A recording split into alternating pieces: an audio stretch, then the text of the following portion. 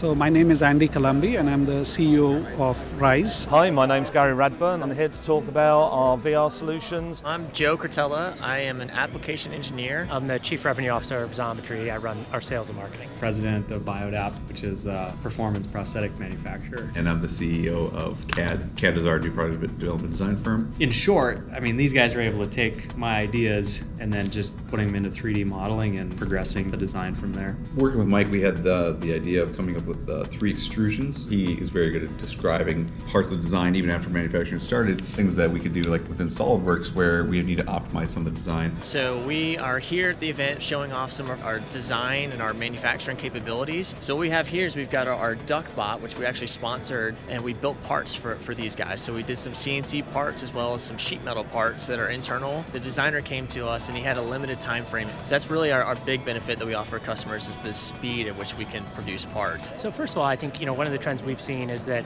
engineers, they love being able to get 3D printed parts quoted and delivered quickly, and so they want the same for CNC. We were super excited to turn around a part for the Magic Wheelchair program they did today within one day. VR is now a very visual medium where you're immersed in the training material, and people are ramping up a lot quicker and retaining a lot more information to therefore be more effective in the organisation. We actually worked with Jaguar Land Rover for the world's first launch of an electric vehicle. They actually engaged the audience at that point through the medium of VR.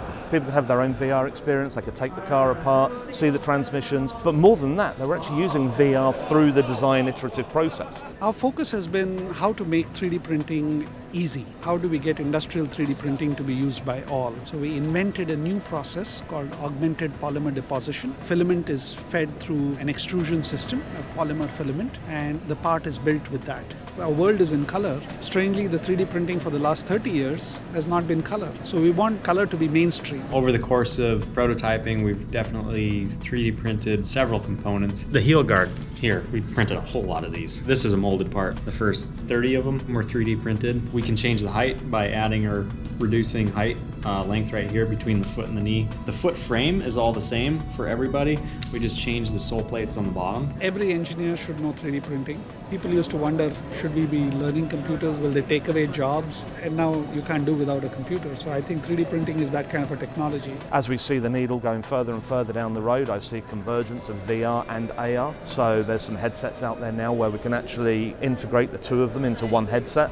I see larger players coming into the race, and I truly believe that VR is now just going to keep getting stronger and stronger as people find new ways to use it.